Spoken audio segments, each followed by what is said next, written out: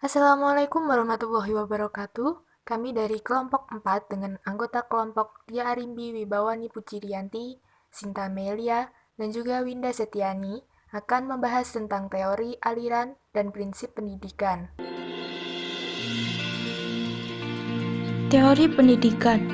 Teori pendidikan merupakan landasan dan pijakan awal dalam pengembangan praktik pendidikan. Misalnya pengembangan kurikulum, manajemen sekolah, dan proses belajar mengajar.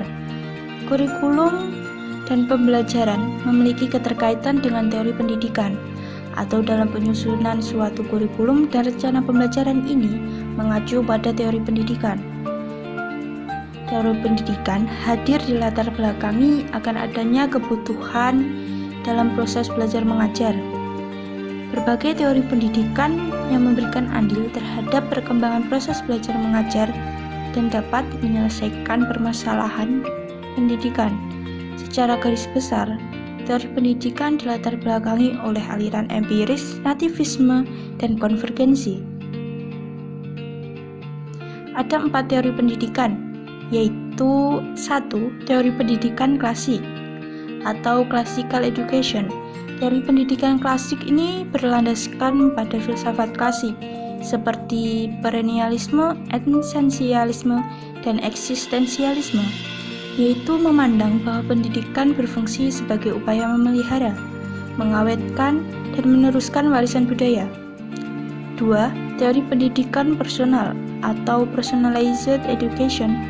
Dalam hal ini, peserta didik menjadi pelaku utama pendidikan, sedangkan pendidik hanya menempati posisi kedua, yang lebih berperan sebagai pembimbing, pendorong, fasilitator, dan pelayan peserta didik. Teori ini memiliki 2 aliran, yaitu pendidikan progresif dan pendidikan romantik. 3. Teknologi pendidikan. Teknologi pendidikan yaitu suatu konsep pendidikan yang mempunyai persamaan dengan pendidikan klasik tentang peranan pendidik dalam menyampaikan informasi. 4. Teori pendidikan interaksional. Pendidikan interaksional yaitu suatu konsep pendidikan yang bertitik tolak dari pemikiran manusia sebagai makhluk sosial yang senantiasa berinteraksi dan bekerja sama dengan manusia lain. Pendidikan sebagai salah satu bentuk kehidupan juga berintikan kerjasama dan interaksi. Aliran pendidikan. A. Aliran klasik pendidikan.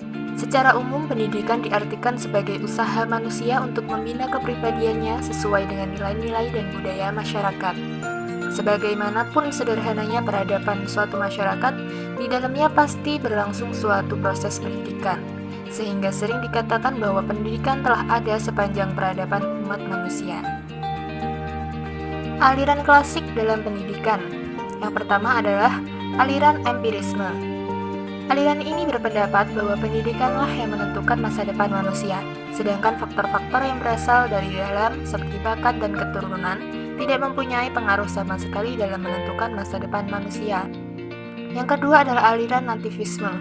Nativisme berpendapat bahwa sejak lahir anak telah memiliki atau membawa sifat-sifat dan dasar-dasar tertentu yang bersifat pembawaan atau keturunan.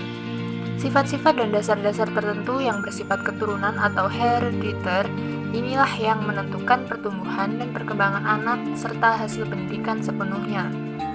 Yang ketiga adalah aliran naturalisme. Natur atau natura artinya adalah alam atau apa yang dibawa sejak lahir. Aturan ini dikatakan bahwa perkembangan anak dikembalikan ke alam yang mengembangkan anak secara wajar karena hanya alamlah yang paling tepat menjadi guru. Yang keempat adalah aliran konvergensi. Aliran konvergensi adalah aliran yang terbentuk dari 2 aliran, yaitu aliran empirisme dan aliran nativisme, di mana pembawaan dan lingkungan sama pentingnya, kedua-duanya sama berpengaruh terhadap hasil perkembangan anak didik. B. Aliran modern pendidikan. Yang pertama adalah progresivisme. Progresivisme adalah gerakan pendidikan yang mengutamakan penyelenggaraan pendidikan di sekolah terpusat pada anak atau child-centered, sebagai reaksi terhadap pelaksanaan pendidikan yang masih berpusat pada guru atau teacher-centered. atau bahan pelajaran atau subject center. Yang kedua adalah esensialisme. Esensialisme modern dalam pendidikan adalah gerakan pendidikan yang memproses gerakan progresivisme terhadap nilai-nilai yang tertanam dalam warisan budaya atau sosial. Yang ketiga adalah rekonstruksionalisme. Rekonstruksionalisme memandang pendidikan sebagai rekonstruksi pengalaman-pengalaman yang berlangsung terus dalam hidup. Yang keempat adalah perennialisme. Perennialisme adalah gerakan pendidikan yang mempertahankan bahwa nilai-nilai universal itu ada dan bahwa pendidikan hendaknya merupakan suatu pencarian dan penanaman kebenaran-kebenaran dan nilai-nilai tersebut. Yang kelima adalah idealisme. Aliran idealisme merupakan suatu aliran ilmu filsafat yang mengagungkan jiwa. Menurutnya, cita adalah gambaran asli yang semata-mata bersifat rohani dan jiwa terletak di antara gambaran asli atau cita dengan bayangan dunia yang ditangkap oleh panca indera. Prinsip dalam pendidikan. Prinsip pendidikan adalah landasan pendidikan atau boleh juga dikatakan fondasinya pendidikan. Untuk dijadikannya pijakan, dengan demikian kata prinsip menggambarkan sebagai landasan operasional dalam pokok dasar orang berpikir, bertindak, dan sebagainya. Prinsip adalah berbicara kehidupan, karena kata ini masuk pada setiap individu atau organisasi tanpa basa-basi. Dengan demikian bahasan prinsip sangatlah luas. Seluas jagat raya ini. Untuk itu, agar bahasan tidak membias atau kabur, setidaknya penulis memberikan batasan dalam bahasan prinsip, di samping mempermudah pembaca untuk memahami tulisan yang penulis sajikan dengan bentuk makalah. Hal lain yang tidak kalah pentingnya adalah bahasan prinsip yang dibebankan kepada penulis hanya berkisar pada dunia pendidikan yang sekarang sedang marak di mana-mana laksana jamur di musim hujan. Macam-macam prinsip pendidikan. 1.